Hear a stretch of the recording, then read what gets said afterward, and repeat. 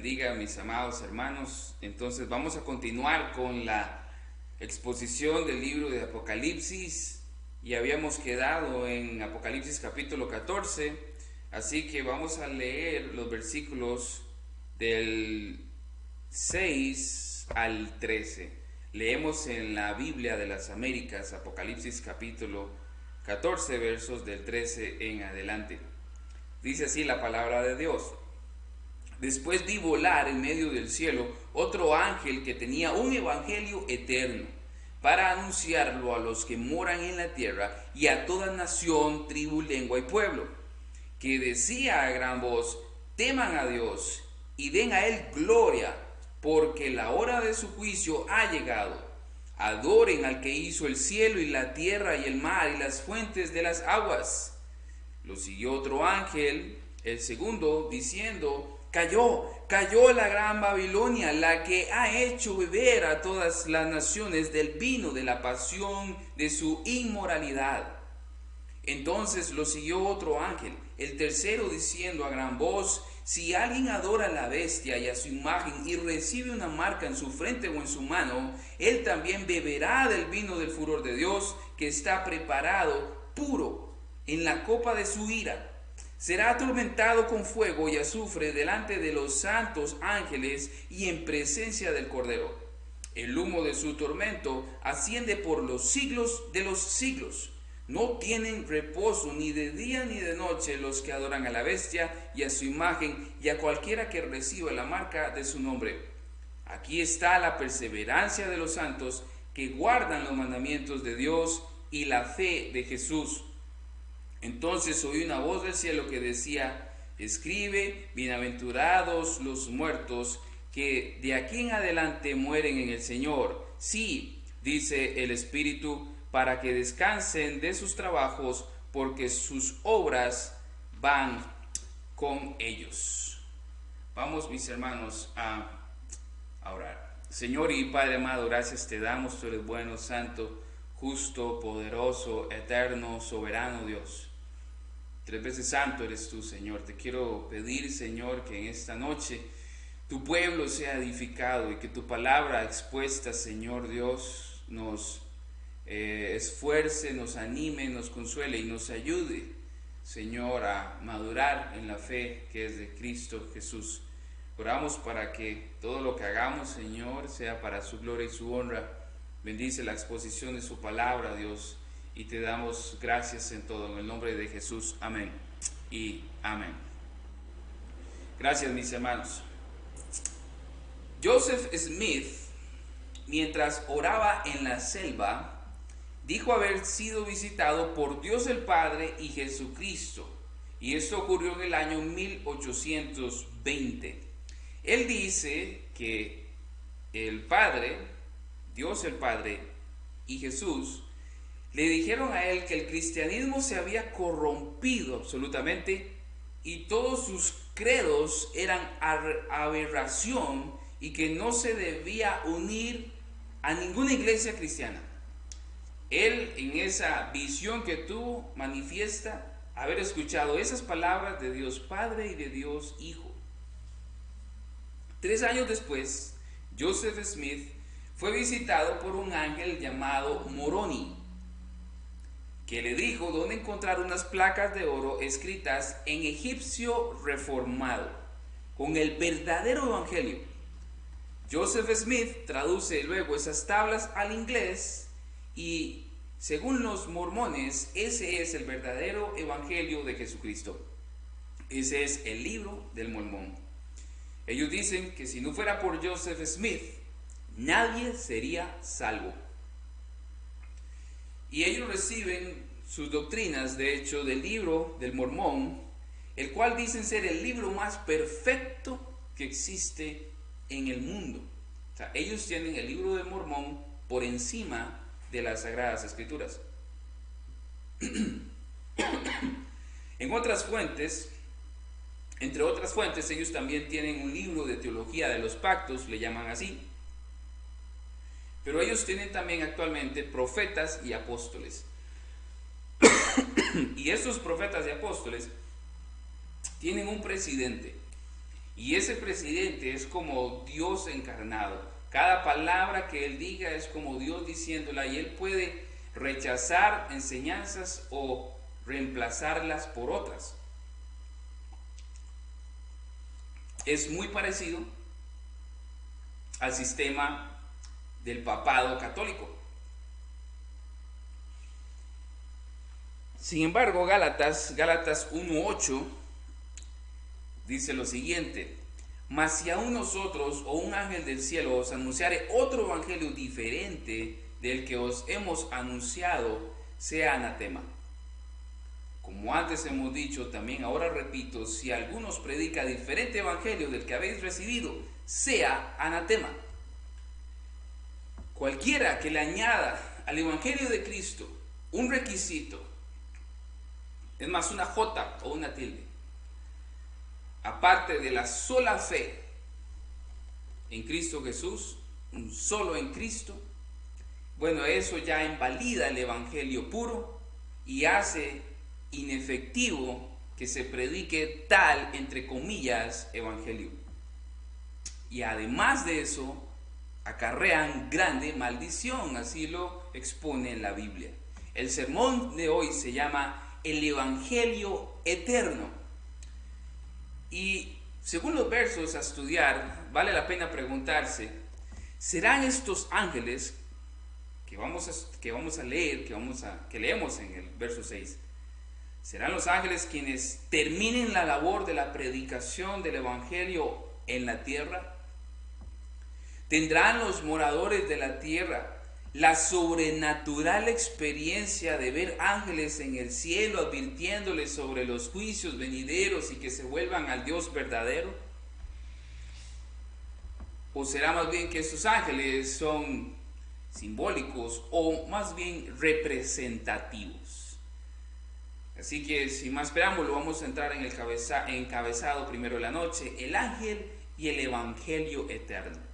Dice el verso de estudio, el verso 6: y vi volar en medio del cielo a otro ángel que tenía un evangelio eterno para anunciarlo a los que moran en la tierra y a toda nación, tribu, lengua y pueblo, diciendo a gran voz: temed a Dios y dadle gloria, porque la hora de su juicio ha llegado. Adorad al que hizo el cielo y la tierra, el mar y las fuentes de las aguas.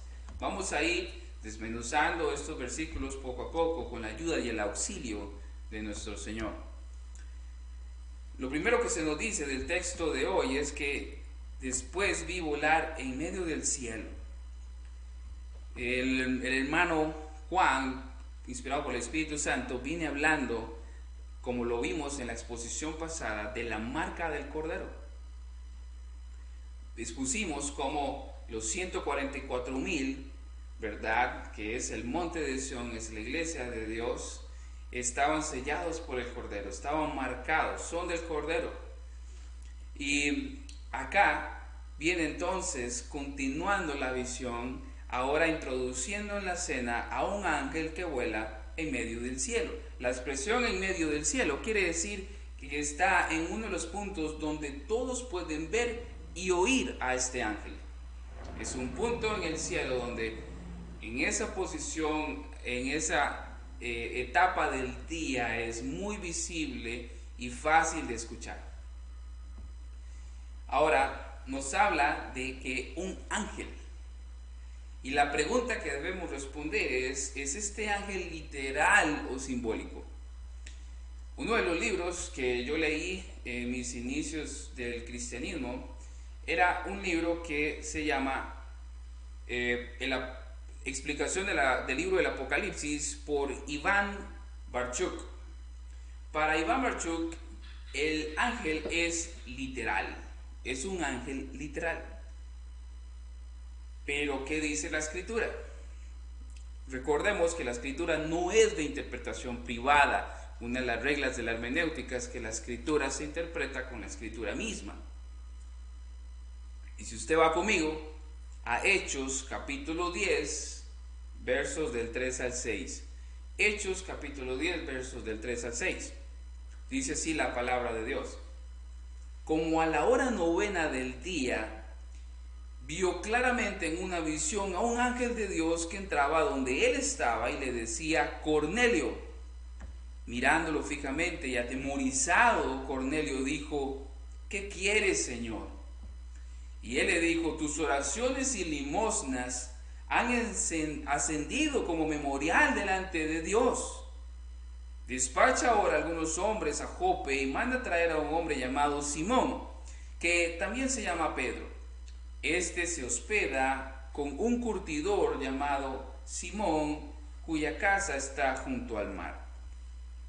Vemos acá en una actividad, en una escena del libro de los Hechos, donde el foco es el Evangelio. Hay un hermano, una persona que se va a convertir en hermano, que se llama Cornelio. Es un hombre religioso y no es por obras que él es salvo, pero se le aparece un ángel y para él ser verdaderamente salvo debe escuchar el Evangelio. Y el ángel no le predica el Evangelio. El ángel le manda llamar a un miembro de la iglesia de Jerusalén que se llama Pedro, el apóstol, uno de los pastores, para que entonces él venga y predique el Evangelio. El ángel no lo predica, es Pedro. Entonces, la Biblia nos ayuda a no interpretar este ángel de manera literal. Y quiero darles un argumento más basado en el mismo libro del Apocalipsis. Si usted va, por ejemplo, a la primera iglesia, Apocalipsis 2.1, ¿sí? Apocalipsis 2.1 dice: escribe el ángel de la iglesia en Éfeso, el que tiene las 7 estrellas en su mano derecha, el que anda entre los 7 candelabros de oro, dice esto. Nosotros vimos en el capítulo 2 que este ángel no es literal. De hecho, ningún teólogo cree que este ángel del capítulo 2 de Apocalipsis no es un ángel literal. O al menos los que yo conozco no dicen eso. Todos apuntan a que es el pastor de la iglesia. Y nosotros vimos más allá de eso. Vimos que no solamente era el pastor, porque la iglesia de Éfeso había perdido su primer amor. Entonces, si fuese solo el pastor, la iglesia podría entonces acusar al pastor y decirle: ya, pastor, usted nos está predicando y usted ha perdido su primer amor, ¿qué le pasó? Pero el mensaje va dirigido a la iglesia, de modo que ese ángel no solamente es el pastor o los pastores de Éfeso, sino también toda la congregación. Y si la misma palabra ángel, que quiere decir mensajero, es la misma palabra que encontramos en Apocalipsis 14:6, y lo unimos en ese sentido sano y vemos que en el contenido que vamos a ver está el Evangelio, yo creo que es válido interpretar que estos primeros ángeles que vamos a ver acá son representativos, están representando la iglesia, lo que tiene, lo que debe de hacer, a quién le debe predicar, y también se le dice lo que va a pasar y lo importante de hacerlo, porque esas obras los acompañan para el día del gran juicio, para el día de su gloria, de su redención consumada. Además, la escritura también nos habla de que los que debemos anunciar el Evangelio, claramente lo dice una vez y otra la escritura, es la iglesia. Romanos capítulo 10, del versos 15 al 18. Romanos capítulo 10, versos 15 al 18 dice: ¿y cómo predicarán si no fueren enviados? Como está escrito: cuán hermosos son los pies de los que anuncian la paz, de los que anuncian buenas nuevas. Está hablando de la iglesia que tiene los pies en la tierra y que sale a predicar el Evangelio. Y de hecho, sigue leyendo el texto bíblico: mas no todos obedecieron al Evangelio, pues Isaías dice: Señor, ¿quién ha creído nuestro anuncio? Así que la fe es por el oír y el oír por la palabra de Dios. Pero digo, no han oído, antes bien por toda la tierra ha salido la voz de ellos, y hasta los fines de la tierra sus palabras. Iván Marchuk, en su libro de explicación del Apocalipsis, argumenta que estos ángeles tienen que ser literales y acusa a la iglesia de no haber cumplido con la gran comisión como debió haberlo hecho. Y como la iglesia se quedó corta, no cumplió a cabalidad la gran comisión, en el final de los tiempos, en ese periodo de gran tribulación, los ángeles terminarán la tarea, porque para ellos la iglesia es arrebatada. Entonces, los 144,000 sellados, que para ellos es el pueblo de Israel, tampoco harán su trabajo bien, porque es necesario que este ángel aparezca en la escena, en la última escena de la historia de la humanidad, y de una manera sobrenatural predique desde las alturas, de modo que todo el mundo lo va a ver, todas las personas en la tierra lo van a ver y lo van a escuchar. Pero es la iglesia, tiene más coherencia, respaldo bíblico, que eso se resuelva interpretándolo como una representación de la iglesia y su trabajo en la tierra. La iglesia debe ser visible, local, autónoma, y debe cumplir con el trabajo de amar a los perdidos y ir a buscarlos y seguir discipulando y seguir soñando con plantar iglesias y enviar obreros y misioneros a campos donde el Señor lo quiera. No hay trabajo más importante que el ir y predicar el evangelio. Y para ilustrar esto que acabo de decir, me encanta una historia relacionada con Charles Spurgeon. Se cuenta que la reina de Inglaterra le dijo al conocido predicador lo siguiente: deje el pastorado y venga a ejercer un cargo como mi mano derecha en mi república. A lo cual Charles Spurgeon responde: le agradezco la oportunidad que me está dando, pero no puedo bajar de puesto.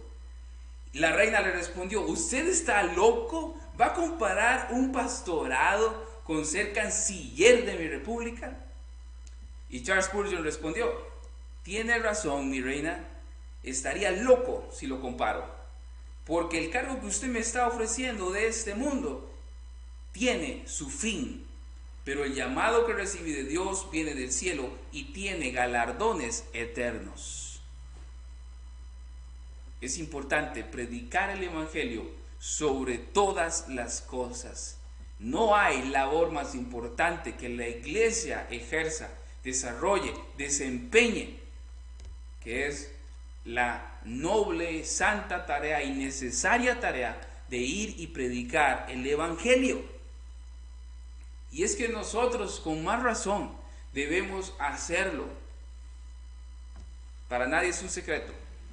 A la iglesia reformada la mal juzgan de que no sale a evangelizar porque confunden o presuponen que como nosotros creemos en la predestinación soberana, en la elección incondicional del Señor, entonces nosotros nos cruzamos de brazos, nos recostamos para atrás y no hacemos la tarea de ir y predicar el evangelio. Mas están equivocados. Nosotros salimos a predicar el evangelio individualmente y como iglesia. Lo hacemos así. Y si usted nos está escuchando por internet y no nos cree o tiene sus dudas, puede visitarnos y constatarlo. Una vez al mes, como iglesia, salimos a evangelizar al centro de Grecia. Ahora, este evangelio es tan importante que el texto nos lo describe. Dice el texto en el verso 6: después vi volar en medio del cielo otro ángel que tenía un evangelio eterno. Ahora, el foco, el punto a observar, lo más importante acá, en todo el texto que vamos a ir estudiando, no es el ángel. En eso usted puede debatirlo y puede tener otra postura, está bien, pero el énfasis realmente es el evangelio eterno que este ángel tiene. Eso es el énfasis, lo importante, y es el evangelio eterno. ¿Qué es el Evangelio eterno? En estos días alguien me dio un tratado, ¿verdad? Esos folletitos de 1 o 2 páginas que tratan de explicarle al pecador el Evangelio. Entonces lo leí una vez y lo leí una segunda vez y lamentablemente no leí el Evangelio. Es muy común, lamentablemente, que mucho pueblo cristiano se dedique a una tarea y una intención noble y santa de entregar tratados, folletos evangelísticos. Pero si analizamos los tratados y folletos evangelísticos a la luz de la Escritura, podemos discernir que muchos de ellos no contienen el Evangelio. ¿Y dónde podemos ver el Evangelio claramente? En la Biblia, desde Génesis a Apocalipsis. Pero he aquí una palabra clara del Evangelio. 1 Corintios capítulo 15. Del 1 al 4, leámoslo. 1 Corintios capítulo 15, versos del 1 al 4, dice: ahora os hago saber, hermanos, el Evangelio que os prediqué, el cual también recibisteis, el cual también estáis firmes, en el cual también estáis firmes, por el cual también sois salvos, si retenéis la palabra que os prediqué, a no ser que hayáis creído en vano. Y porque yo os entregué en primer lugar lo mismo que recibí, y aquí el Evangelio, que Cristo murió por nuestros pecados. Léalo otra mente. Que Cristo murió por nuestros pecados. Esa es la primera parte del Evangelio. Y esto es conforme a las Escrituras, dice el verso. Al que no conoció pecado, le hizo pecado por nosotros para que fuéramos hechos justicia de Dios en él. 2 Corintios 5:21. La primera parte del Evangelio es que Cristo muere vicariamente, sustitutivamente en nuestro lugar, para que Dios castigara nuestros pecados en Cristo, para así Dios no castigar nuestros pecados en el infierno, enviándonos al infierno. Dios no castiga 2 veces. O Él castiga el pecado del pecador en Cristo, o lo castiga en el infierno. Y el pecado de la iglesia fue castigado ya hace más de 2000 años en Cristo. Por eso Cristo es el Cordero de Dios, es el sumo sacerdote que fue a la cruz para ejercer no solamente el sacerdocio, el sumo sacerdocio, sino también ser la ofrenda sustitutiva para hacer eficaz nuestra redención. Y dice también el verso 4 que fue sepultado. Cristo fue sepultado. Y hasta ahí llegaba el tratado evangelístico que yo leí. Todo eso que acabo de decir hasta ahora estaba ahí. Habla de nuestros pecados y el arrepentimiento. Muy bonito. Y que Jesús murió en la cruz. Pero si cualquier mensaje que usted vaya y enseñe no dice esta última parte, y que resucitó al tercer día, conforme a las Escrituras, ese no es el Evangelio. El Evangelio queda incompleto. La mayor gozo, el mayor énfasis, la victoria del Evangelio es la resurrección de Cristo. Si Cristo no resucitó, vana nuestra esperanza, vana nuestra fe, argumenta Pablo. Muchas veces yo también predicaba, enseñaba, repartía tratados o folletos evangelísticos, pero no conocía el Evangelio, no tenía esa mente crítica para ver los puntos, los elementos importantes del Evangelio. Muchos evangelistas, muchos hermanos que testifican de Cristo, muchos tratados, recalco, no dicen que Cristo resucitó. Y eso es importante a la hora de explicar el Evangelio. Nuestro Dios es un Dios vivo. Cristo está vivo, Él resucitó. Él es Dios y Señor. Él está a la diestra del Padre, intercediendo por los suyos. Él está vivo. Él está vivo, Él resucitó. En 1 Pedro 1, capítulo 23 al 24, en el contexto viene hablando del nacimiento, del nuevo nacimiento. Y dice el verso 23, mas la palabra del Señor permanece para siempre, y esta es la palabra que os fue predicada. Dice que la palabra de Dios permanece para siempre. Por eso el texto nos dice el evangelio eterno. Si usted puede resumir el evangelio en una palabra, tiene un 100 si dice Jesús. Jesús es el evangelio, Jesucristo es el evangelio. Y como Jesús es Dios, el evangelio es eterno, porque Dios es eterno. Y este evangelio debemos predicarlo. Dice nuestro texto de estudio: después vi volar en medio del cielo a otro ángel que tenía un evangelio puro para anunciarlo a los que moran en la tierra. Para anunciarlo a los que moran en la tierra. Por eso digo, el evangelio debe predicarlo la iglesia, no los ángeles. Los ángeles anhelan, desearían predicar el evangelio. Y por supuesto serían más diligentes que la iglesia en hacerlo.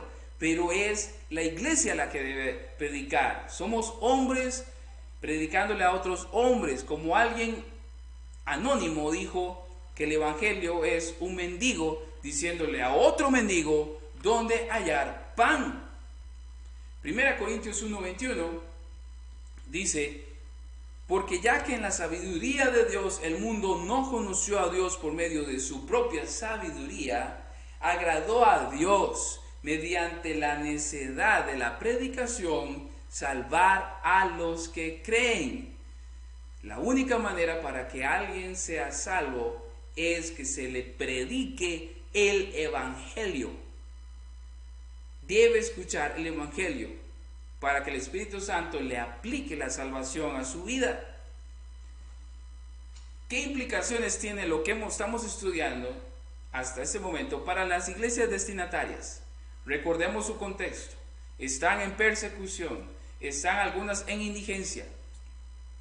¿Qué debían hacer? Yo creo que el texto les está diciendo: ustedes deben ser luz y tienen el evangelio eterno, por lo tanto deben anunciarlo, deben predicarlo. No se amedrenten, sigan predicando el evangelio, sigan predicando el evangelio a sus verdugos, a los gremios, a los gobernantes, a todos.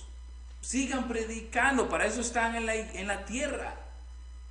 Si aún no han ido a la cárcel, si aún no han muerto, es porque Dios quiere que sigan predicando el evangelio. El propósito del cristiano aquí en la tierra es predicar el evangelio.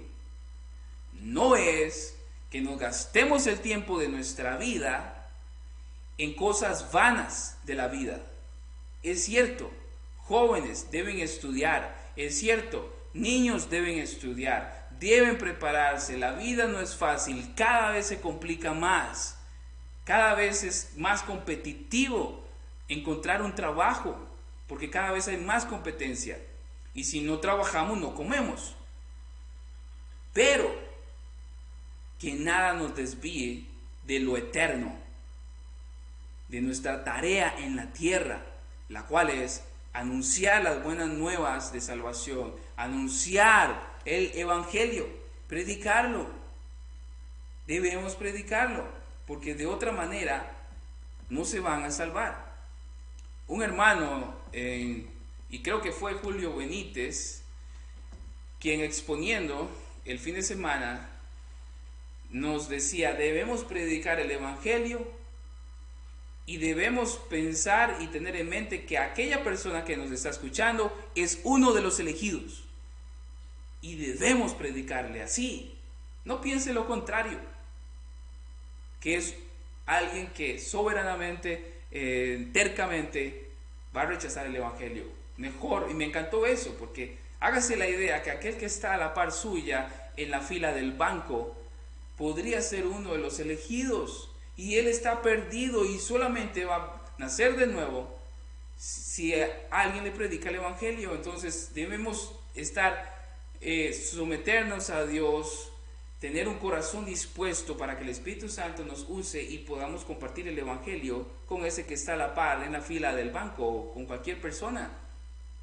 Y debemos por ende capacitarnos cada vez más para poder predicar el Evangelio de una forma bíblica. No haciendo esas cosas que muchos hacen con una buena intención, con una intención santa, piadosa. Pero a mí me enoja que no digan en sus tratados este Evangelio. Jesús resucitó. Él es un Dios vivo, santo, poderoso. Todos recuerdan la película Torturado por Cristo. El hermano predicador Wundram oraba por sus verdugos y les predicaba a Cristo, aún a sus verdugos. Por años estuvo siendo torturado, pero él encontró propósito en la esclavitud, en la tortura, y desarrolló un amor tan grande que aún a sus propios verdugos les predicaba y oraba por ellos y los amaba. Y yo creo que esa es madurez espiritual. Madurez espiritual es amar aún a los enemigos y predicarle a aquellos desconocidos. A veces dicen, yo amo tanto a las personas que hoy les predico. Y yo creo eso. Pero yo creo que está mal elaborado o articulado. Creo que los que predicamos el Evangelio lo hacemos más que porque amamos a esas personas desconocidas. Es porque amamos al Dios que nos salvó por gracia, y debemos igual por gracia ir y llevar el Evangelio. No podemos ser egoístas. Es como que si usted ahorita en tiempos de pandemia tenga una legítima cura contra el COVID, hacia un 100%, que usted la erradica el COVID a un 100%, lo desaparecería con esa cura, y no ir y hacerlo público y compartirlo con las personas y con el campo científico y con el presidente, y usted haría lo imposible por ir y compartir esa cura con todos y que la reproduzcan gratis. Bueno, el Evangelio es igual y aún más importante, porque estamos hablando no de la salud pública, estamos hablando de la eternidad de muchas personas, y es un trabajo que debemos hacer como iglesia. Esas son las implicaciones para los destinatarios y para nosotros. No importa el contexto en que estemos, si es de persecución, debemos orar a Dios para que Dios nos dé ese amor y esa pasión y esa entrega, y nos capacite cada vez más para ir y cumplir la labor por la cual estamos aquí en la tierra, que es para predicar a Cristo. Todos deben escuchar las buenas nuevas. Vea el texto. Dice, después vi volar en medio del cielo a otro ángel que tenía un evangelio eterno para anunciarlo. ¿A quiénes? A los moradores de la tierra y a toda nación, tribu, lengua y pueblo. A todos. Ahorita la Biblia se ha traducido a más de 1000 idiomas, más de 1000 lenguas. Lo triste es que son más las lenguas que aún no tienen una Biblia traducida en sus manos. Creo que son miles más de lenguas que aún faltan por traducir. Pero Dios nos manda a predicar, y tenemos algo a nuestro favor, que es la tecnología. Ahorita hay artefactos tecnológicos que, si usted quiere hablar con alguien que no habla su propio idioma, usted le habla de artefacto y el artefacto se lo traduce de manera que la persona va a escuchar lo que usted dijo en su propio idioma. De modo que no hay excusa. Hoy más que nunca el Evangelio puede ser predicado a cualquier persona. Y esa tarea de predicar el Evangelio, una vez más, yo no creo que la vaya a terminar un ángel. Literalmente un ángel. Debe ser la iglesia. De hecho, Mateo 24:14, Jesús hablando de los tiempos antes de su venida y antes del fin, dice 24:14 Mateo: y este evangelio del reino se predicará en todo el mundo como testimonio a todas las naciones, y entonces vendrá el fin.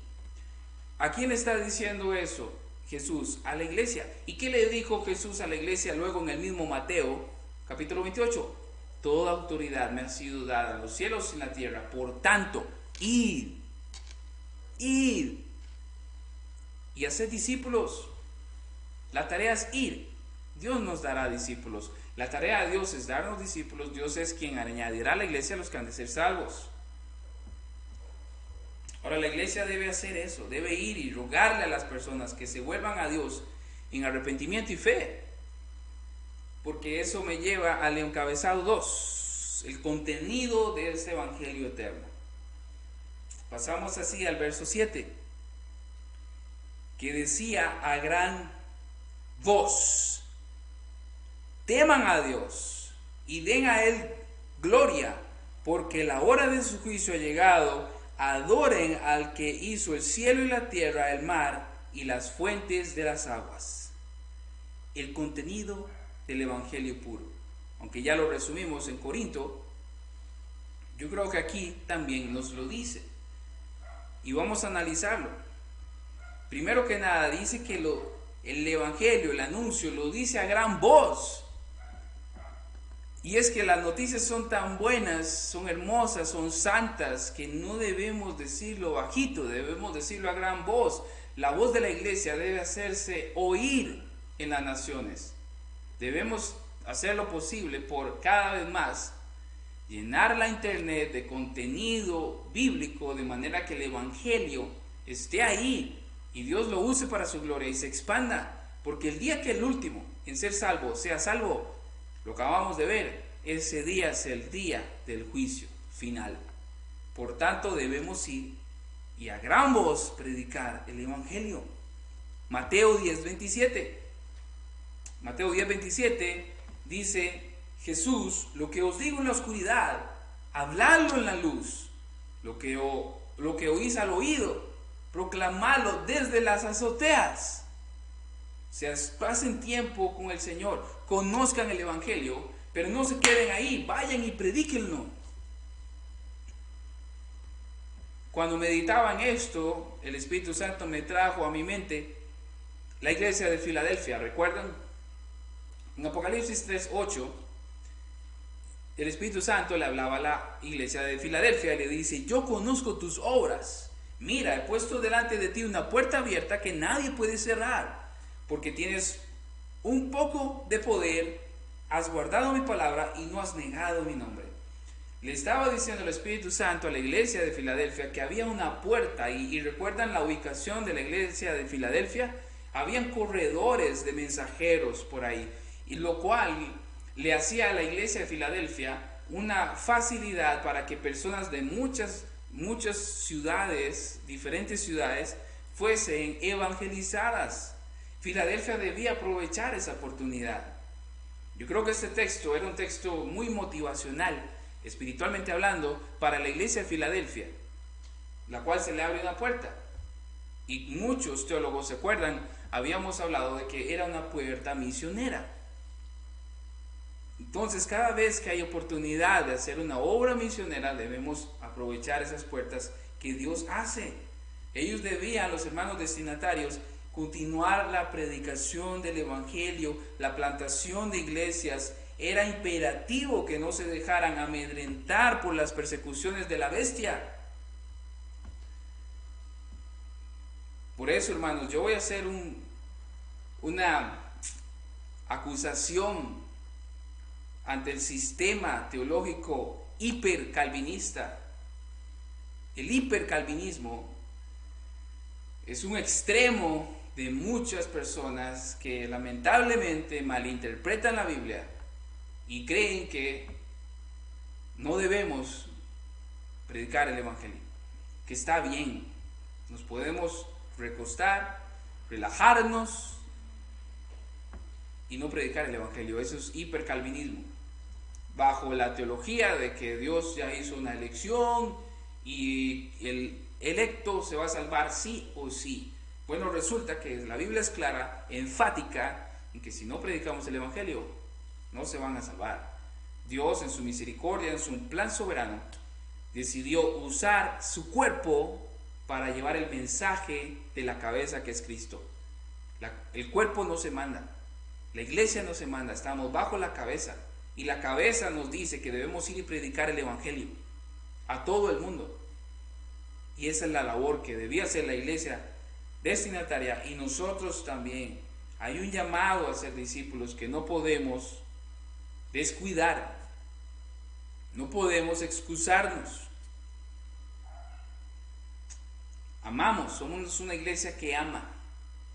No solamente porque nos congregamos y guardamos el día del Señor con un celo santo, sino porque también estamos viendo fuera de las puertas del lugar donde nos congregamos, o sea, fuera de las puertas de esa capilla, la iglesia que somos nosotros también ve hacia afuera y sale a evangelizar, a demostrar también que amamos a Dios y mostrar también que queremos que muchos conozcan el verdadero evangelio y el Señor haga el milagro de darles el nuevo nacimiento. Y veamos a fondo el contenido. Lo primero que dice a gran voz es: teman a Dios. Teman a Dios. Temer a Dios, lo vamos a ver, es un sinónimo de arrepiéntanse. Lo que primero que Jesús empezó a enseñar y a predicar era eso. Arrepentidos y convertidos, porque el reino de los cielos se ha acercado. O arrepiéntanse y crean en el Evangelio. Esa fue la primera predicación de Jesús. La predicación de Jonás: arrepiéntanse, si no, viene el juicio. Él es 3 veces santo. Por eso el mundo, las personas deben arrepentirse, porque Él es santo, Él es justo. Y porque Él es justo, debe castigar el pecado. Y porque Él es justo, Él está airado con el pecador. Dios no envía el pecado al infierno, Dios envía al pecador, porque la ira de Dios está sobre él. Y me encanta Proverbios, porque en Proverbios podemos tener aún más luz de lo que significa el temor de Dios. Tener temor de Dios, mientras usted va a Proverbios capítulo 1, tener temor de Dios es someterse a sus mandamientos, renunciando a nuestro señorío egoísta. Es renunciar a mi ego, renunciar a mi yo, al hedonismo que hay en mí y someterse al señorío de Dios. Proverbios 1:7 dice: el temor del Señor es el principio de la sabiduría. ¿Y qué dice la parte B? Los necios, o sea, los que no son sabios, o sea, los que no tienen el principio del temor al Señor, desprecian. ¿Qué desprecian? La sabiduría y la instrucción. ¿Cuál sabiduría y cuál instrucción? ¿La del mundo, la de las escuelas, la de los colegios, la de las universidades? No, la del Señor. Esa es la sabiduría verdadera, la del cielo. Y ellos desprecian eso. De manera que entonces tener temor del Señor es someterse a sus instrucciones, a sus mandamientos, renunciando a nuestro hedonismo, nuestro ego, nuestro propio yo, bajándonos del trono en nuestra vida y cediéndole el trono al Rey de Reyes, Señor de Señores. No solamente es someterse a sus mandamientos, sino que también es darle la vuelta al pecado e ir en pos de una vida que se va transformando conforme a la imagen de Cristo. No se vaya de Proverbios, porque vamos a leer Proverbios 3:7. Proverbios 3:7 dice: no seas sabio en tus propios ojos, teme al Señor y apártate del mal.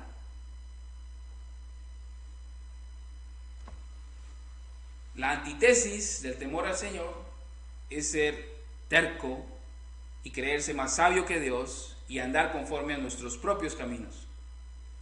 Pero acá el proverbio dice que es el temor del Señor, es una vida que se aparta del mal, o sea, se va santificando, o sea, nos vamos conformando cada vez más a la imagen del Hijo de Dios, el Hijo de nuestro Señor Jesucristo. La voluntad del Padre es vuestra santificación. No se vaya de Proverbios. Hemos dicho que el temor al Señor es someterse a sus mandamientos, es darle la vuelta al pecado, ¿verdad? Darle la vuelta al pecado, volverse del pecado hacia Dios. Pero también pasa algo con nuestros afectos. El temor del Señor también es aborrecer ese camino maligno y volverse al verdadero camino, que es Jesús. Jesús dijo: yo soy la verdad, el camino y la vida, y nadie puede ir al Padre si no es por mí. Y dice Proverbios 8:13, dándole un significado más claro en sí, en el temor del Señor. Dice Proverbios 8:13, el temor del Señor es aborrecer el mal. Y dice lo siguiente: el orgullo, la arrogancia, el mal camino y la boca perversa yo aborrezco, dice el Señor. Entonces yo debo aborrecer mi orgullo, el mío, usted aborrezca el suyo, mi arrogancia, mi mal camino y mi boca perversa. Eso es lo que yo debo aborrecer. Eso es temor del Señor. ¿Y qué es lo que vamos a predicar? Vamos a predicarle a las personas que Dios es un Dios 3 veces santo, Él es justo, y Él no tolera el pecado, Él no tiene por inocente al malvado, y nosotros todos, por nuestro egoísmo, nuestro egocentrismo, nuestro orgullo, hemos pecado contra Dios, rompiendo sus mandamientos. Somos orgullosos, arrogantes. Con nuestra boca pecamos, con nuestro corazón idolatramos, y nos aborrecemos unos a otros. Eso no es temor del Señor. De manera que esto que dice el ángel, teman a Dios, a la luz de la Escritura, es: arrepiéntanse, vuélvanse a Dios, denle la espalda a esos caminos que lo llevan a la perdición y ve en pos de Jesús, sigue a Jesús, rinde tu ego, tu orgullo a los pies de la cruz, sigue a Jesús. Y me encanta, de hecho, Efesios capítulo 3, porque cuando la persona realmente ha entendido el Evangelio de Dios, cuando realmente lo ha entendido, cuando realmente Dios ha concedido por gracia el nuevo nacimiento, realmente esa oveja anhela estar con más ovejas en un redil, pastoreándose por un pastor. Efesios capítulo 3, versos del 20 y 21 dice: y aquel que es poderoso para hacer todo mucho más abundantemente de lo que pedimos o entendemos, según el poder que obra en nosotros, a Él sea la gloria en la iglesia, en Cristo Jesús, por todas las generaciones, por los siglos de los siglos. Amén. Debemos temer a Dios, debemos darle gloria, y a Él se le va a dar la gloria en la iglesia. Es lo que dice el texto: y por todas las generaciones de los siglos. Amén. Dice Jeremías 13:16, no lo busque, pero dice: dad gloria a Jehová vuestro Dios, antes que haga venir tinieblas y antes que vuestros pies tropiecen en montes de oscuridad, y esperéis luz y os la vuelva en sombra de muerte y tinieblas. El texto dice: teman a Dios y denle a Él gloria. Y denle a Él, ¿qué? Gloria. El hombre roba, ¿cierto? Yo cuando era niño robaba. Un día me robé un trompo y robaba café porque el canasto mío no se llenaba, y los canastos de las otras personas y los sacos de las otras personas ni los podían amarrar. Entonces yo, por hacer una buena obra, agarraba los copos de café y los echaba en mi canasto para que las personas pudiesen amarrar su saco. De otra manera iban a desperdiciar su café. Eso es robar. Pero una de las cosas que el cristiano, y un pecado horrible que muchas veces cometemos, es robarle gloria a Dios, jactarnos de nuestras obras, de nuestros méritos, de lo que somos nosotros y de lo que hacemos para el Señor. Somos así de arrogantes, y ese es nuestro corazón y ese es su corazón. Muchas veces nos jactamos y debemos decir: ¿sabe qué? Siervo inútil soy, porque lo que se me ha mandado hacer apenas eso he hecho. Yo debo considerarme y evaluarme a la luz de la palabra y llamarme como la palabra me dice que soy, y soy un siervo inútil. De manera que entonces el llamado es volverse a Dios en arrepentimiento y fe y dejar de vivir para su propia gloria, orgullo, proyectos personales y deshacerse de todas esas cosas en el sentido del trono de su vida y entronizar al Señor cada día y darle gloria a Dios cada día, porque Él es el dueño de todas las cosas. A mí me encantó una frase que escuché el fin de semana de Charles Spurgeon. Charles Spurgeon dijo que el orgullo es como ese césped, ese pasto que está en el frente de la casa o atrás, ese césped, y que debemos cortarlo todos los días, porque si no lo hacemos va a crecer y nos va hasta llegar a la cabeza. Es el orgullo. Todos los días debemos cortar los pastos del orgullo para que no crezcan. Debemos crucificar nuestro orgullo, nuestra carne. Dios manda que le demos gloria y alabanza a Él, porque solo Él es digno de toda alabanza. Dice entonces el texto: teman a Dios y den gloria, porque la hora de su juicio ha llegado. Da una razón. Si ustedes no lo hacen, ¿saben qué? Van a ser juzgados, y todos son culpables. ¿Recuerda Romanos? No hay justo, no hay ni a uno, no hay quien entienda, no hay quien busque a Dios. Todos se han desviado, unas se hicieron inútiles, no hay quien haga lo bueno, no hay ni siquiera uno. Por eso deben volverse. Y me encanta Hechos 17:1, donde Pablo, exponiendo el Evangelio, habla también del juicio. Y él dice: porque Él ha establecido un día en el cual, Hechos 17:31, lo leo otra vez, dice: porque Él ha establecido un día en el cual juzgará al mundo en justicia por medio de un hombre a quien ha designado, habiendo presentado pruebas a todos los hombres al resucitarle entre los muertos. Ve cómo Pablo habla del juicio y habla de la resurrección de Cristo. Esos dos elementos están en la predicación del Evangelio. Debemos decirle a las personas que el juicio viene, es inminente. Aunque no crean, aunque vean que todo un panorama diferente, de todas maneras van a morir. Y la Biblia dice que está establecido que el hombre muera una sola vez y después de eso el juicio. El purgatorio es una mentira de Satanás. Lo que le acontece al ser humano una vez que muere es conocer a un juez justo, y va a estar sentado ahí de manera que no tiene argumentos para defenderse, no tiene abogados, y su vida testifica, todita su vida testifica en contra de esa persona.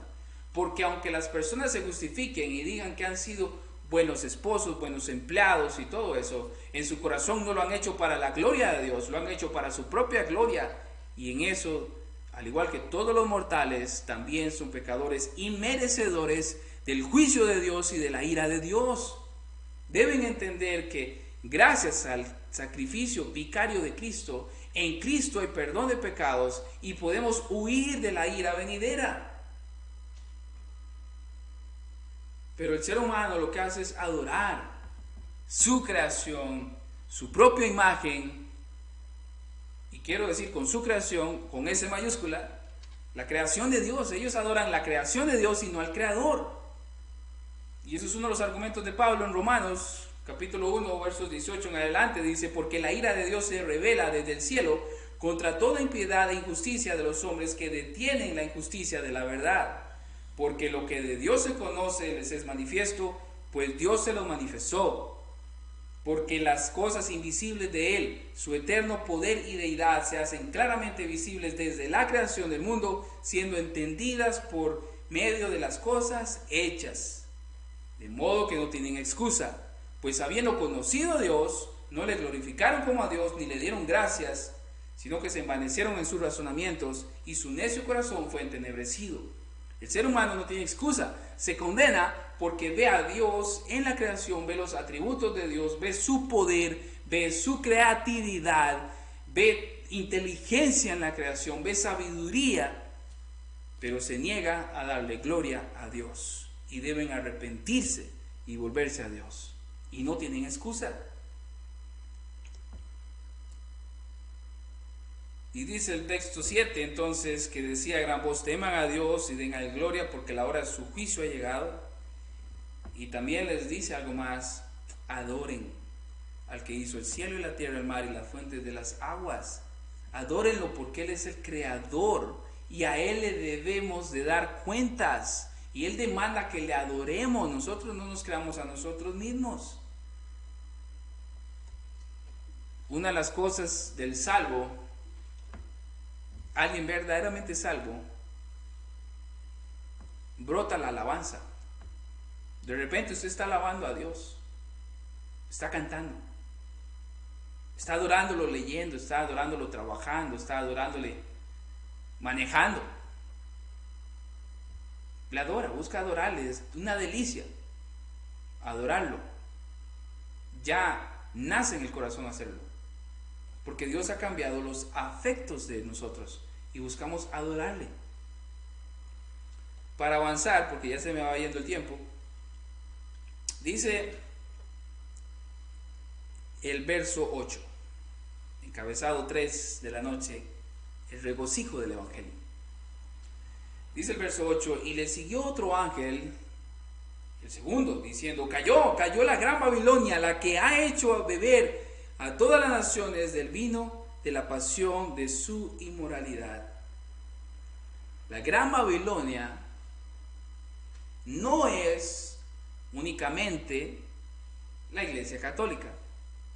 A nosotros se nos ha enseñado que es la Iglesia Católica romana. La Iglesia Católica romana. Es también todo el mundo. Es la bestia, es el falso profeta, y son todos los moradores de la tierra. Para enfatizar y recordar, los moradores de la tierra, recuerdan, son todos los que aborrecen a Dios, aborrecen al Hijo de Dios, aborrecen la palabra de Dios y aborrecen al pueblo de Dios. Todos en conjunto es la gran Babilonia. Isaías 21:9 dice: aquí vienen hombres montados, jinetes de dos en dos. Y uno respondió y dijo: cayó Babilonia, y todas las imágenes y sus dioses están destrozadas sobre la tierra. En palabras resumidas, la gran Babilonia es todo un sistema de idolatría. Todo aquel que no ha nacido de nuevo termina, como ya lo vimos, adorando a la bestia, pensando como la bestia, actuando conforme a la bestia. Marcados, esa es la marca de la bestia. Piensen y actúan conforme a la bestia, se someten a la bestia y piensan que está bien. De una manera u otra, adoran a la bestia y rechazan abiertamente a Dios. Esa es la Babilonia. Son los que en el mundo están amando las cosas del mundo.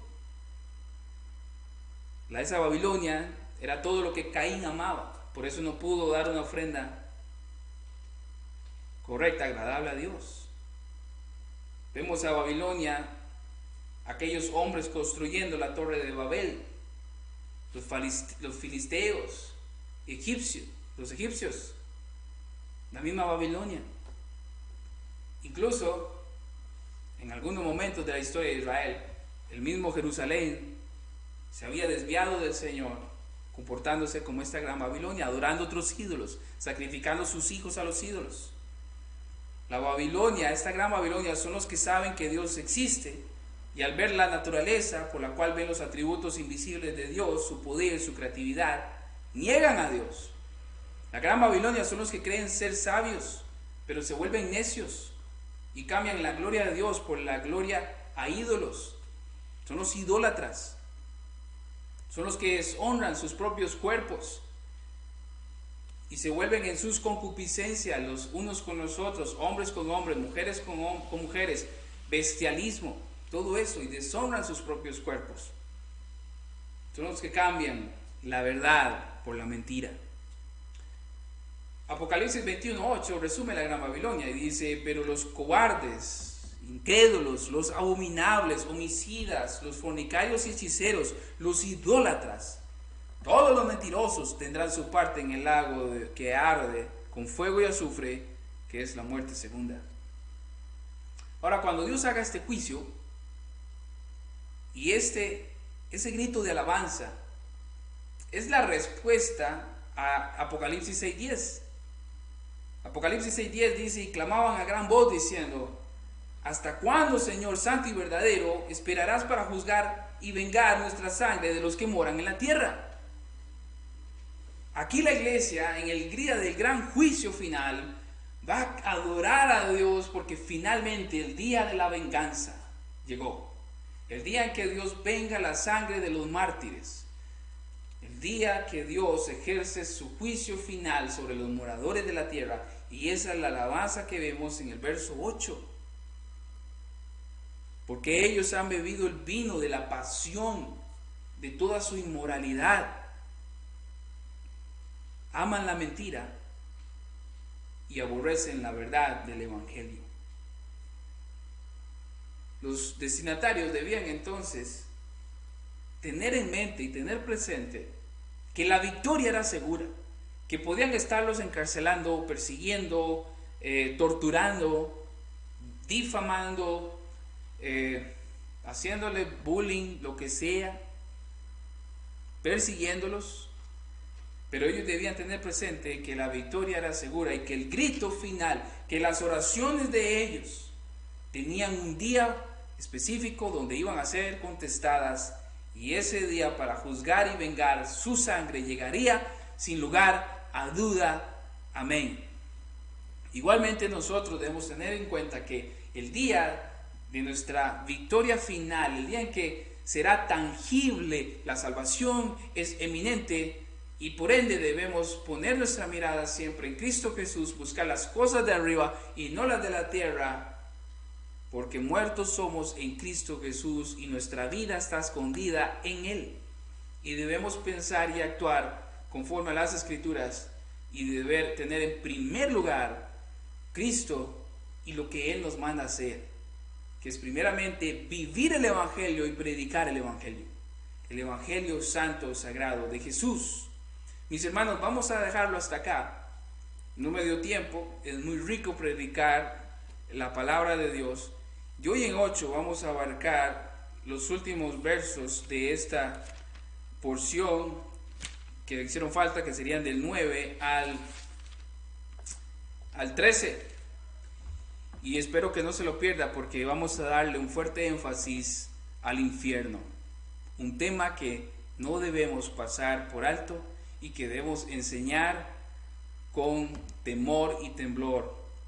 Así que esté orando por el mensaje de hoy en 8, si Dios lo permite, si es su voluntad, que podamos vernos de hoy en 8 nuevamente. Mis hermanos, vamos a orar.